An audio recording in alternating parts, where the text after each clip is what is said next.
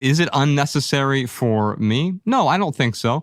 Although I would like to make a distinction. Could I travel without it? Yeah, absolutely.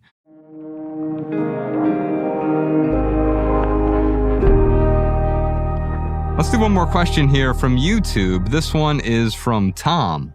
I heard JFM say he never travels without a grounding mat. Isn't that a bit unnecessary? Oh, let's talk about this. So that is true. I always travel with a grounding mat that I put on the bed. I sleep grounded every night. From earthing.com, not a sponsor. We've had Clint Ober on the podcast. And earthing or grounding has really helped me with my inflammation. I have a really bad autoimmune disease, and it has helped tremendously. And so is it unnecessary for me? No, I don't think so. Although I would like to make a distinction. Could I travel without it? Yeah, absolutely. And so is it non-essential? Maybe technically, but it adds value. And so there are sort of three categories that all of our stuff fits in. We have something called the Minimalist Rule Book. It's 16 rules for living with less. Folks can download it for free over on our website, theminimalists.com. And one of those rules is the no junk rule. And this applies to my home. It also applies to travel. Everything I own can fit in one of three piles. It's either essential, truly need it. It's non-essential, but value adding, or it's junk. The key for me is to not travel with junk. When I used to travel with a hairdryer, that was not junk for me. It was non-essential, but it added value. Now I usually stay at hotels, so they have one, so I don't pack it.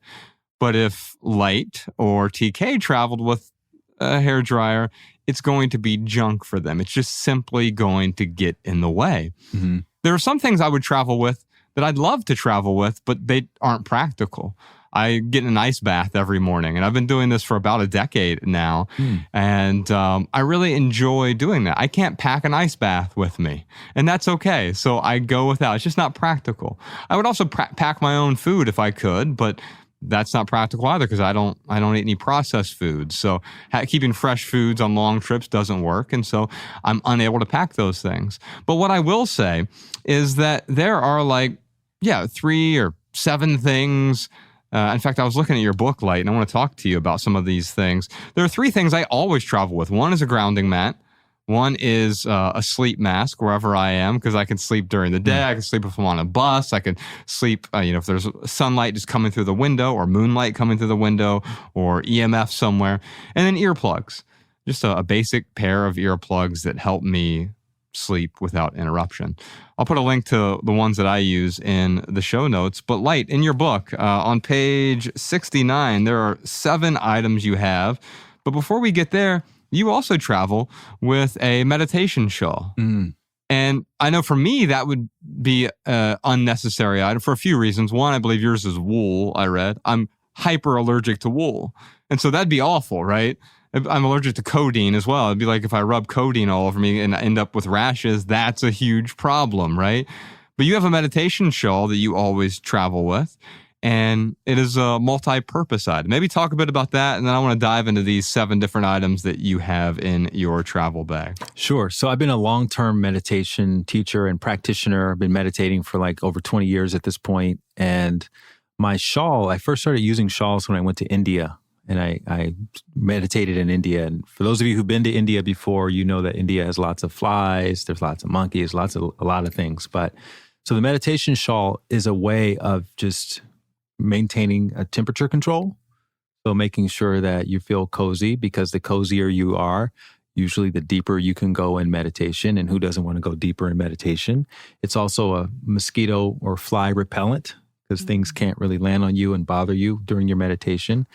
And then I use it also as an eye mask. So when I'm on a plane, I'll just tie it around my head. It can also serve as a pillow. So the knot that I tie behind my head becomes like a little pillow on the flight or on the bus.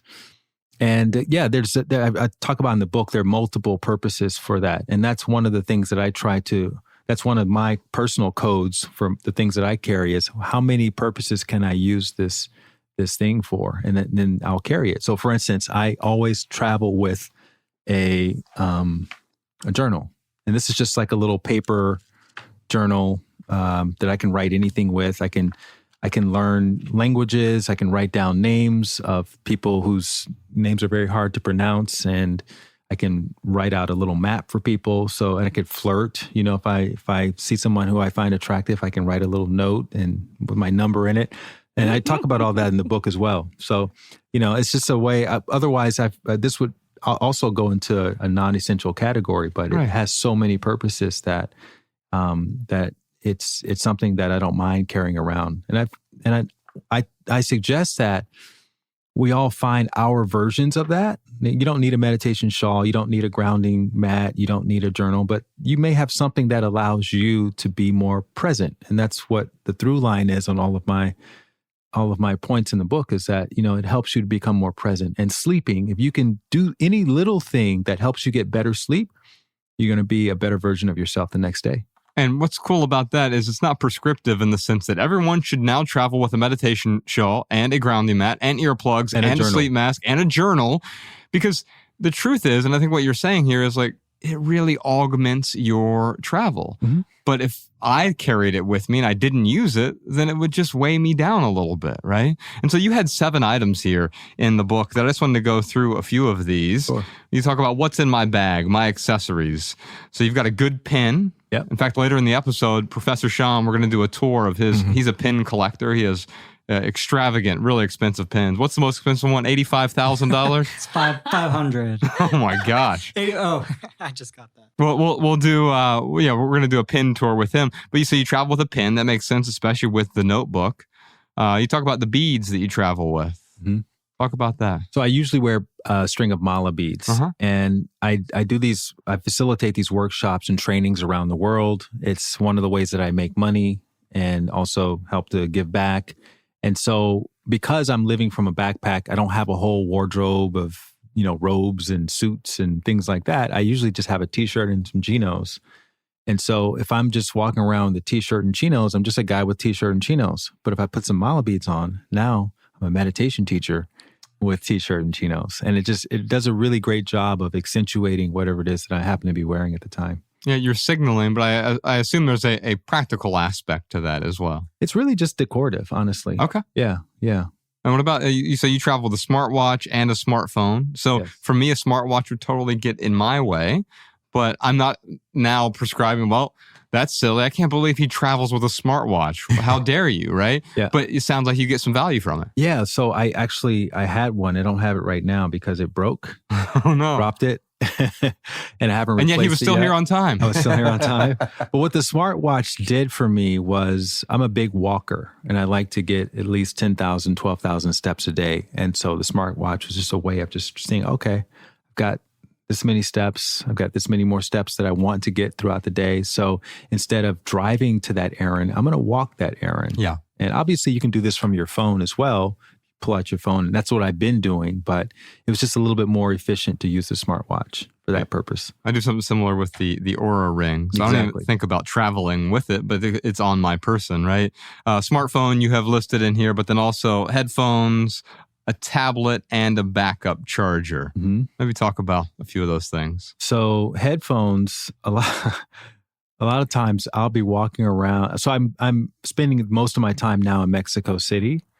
And it's very much a walking culture. And I've been there off and on for a couple of years. And so I've made friends with people and acquaintances with people. And it's not unusual to be walking around and run into someone that you have become acquainted with every, 20 minutes.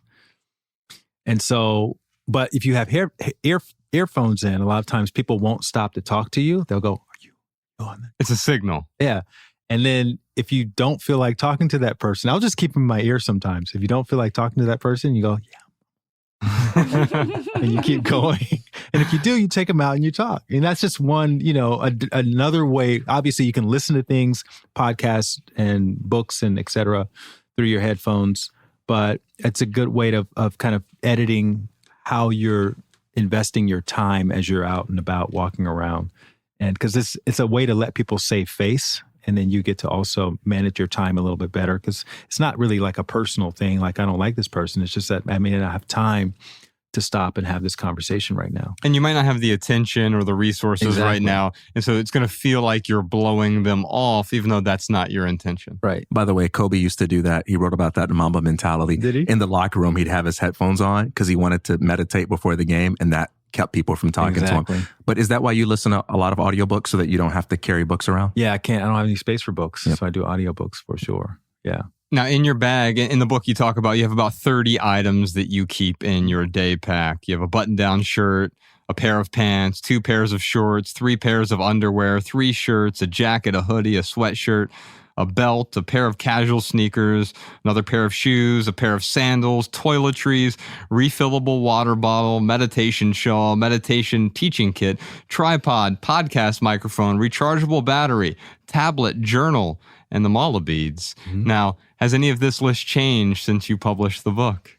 No, not really. It's all kind of the same. Because again, I've been traveling like that for 5 years. So you can kind of see, okay, what are the essentials? Most of mine, I would say, are essentials in the essential category, except for the meditation shawl. But considering what I do for work, it's kind of an essential thing. And every now and again, there may be a sweatshirt that changes out, or I'll acquire a new sort of windbreaker. I just got a windbreaker, in fact, the other day, because I'm going to be on the road for about a month and a half. And although it's supposed to be warm everywhere I'm going, you just never know. And I happened to be in a retail store, and I saw this really thin windbreaker, which I actually wore on the plane here, which came in perfectly. And it balls up really nicely in my bag. So, I'll make little exceptions here and there. I don't know how long I'll keep it.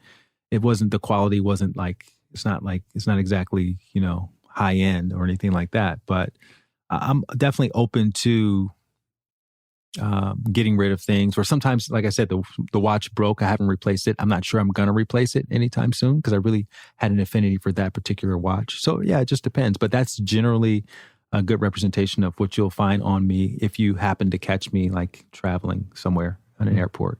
Yeah. So you're traveling lightly with these things, but it also helps you travel lightly emotionally, mentally, spiritually as well. You're not being burdened by material excess. People ask me, like, when did you start to become a minimalist? And normally they're expecting me to say which date. And 5 years ago I started, which was May 31st of 2018. But I credit when I started taking my meditation practice seriously as the moment I became a minimalist, because it allowed me to not hold on to things so much. And again, a lot of the things that we have now, or especially if we feel like we have too much stuff, usually if we trace the steps back, there's some emotional thing that made us feel like we needed to have all of this stuff. And if we can create more spaciousness inside, we may find that you still keep it, but it's easier to let it go, especially if it gets taken from you. If someone steals it or you lose it and you find, actually I'm okay without it. And a lot of times that's what has to happen. We have to be separated from it. The airline loses it or something like that, and we have to exist for 5 days without it. And you see, actually, I didn't really need it as much as I thought I needed it. So you mentioned, your kids having these items that they absolutely need. But as adults, we all kind of have this sort of childlike sense of attachment to certain things, and you don't really need it. I would say the opposite also with children often manifests when they are present and they're playing. I can't tell how many times my daughter has lost her shoes. She leaves them at a park. But she'll never lose that stick or that ball or something like that. And so when she's in the moment, she's not thinking about, I need to go back and get those shoes or whatever it might be. It's that state of non-attachment that she's actually living in. She doesn't have to practice it as a 10-year-old. It just tends to happen regularly. Now, somewhere around puberty, we begin to then detach from our parents, and we start to attach to these other things within culture, whether it's material possessions or relationships or ideologies or dogmas or whatever it might be. And we're essentially trading one healthy attachment to the parents to a attachment that really keeps us stuck and prevents us from going quite often where we want to go. Hey, I hope you enjoyed that quick highlight from the Minimalist Private Podcast. If you'd like to go deep with the private podcast, head on over to Patreon. Just click the link in the description. It keeps our podcast and our YouTube channel 100% advertisement free. If you're not ready for it, don't worry. You can just check out this video right here.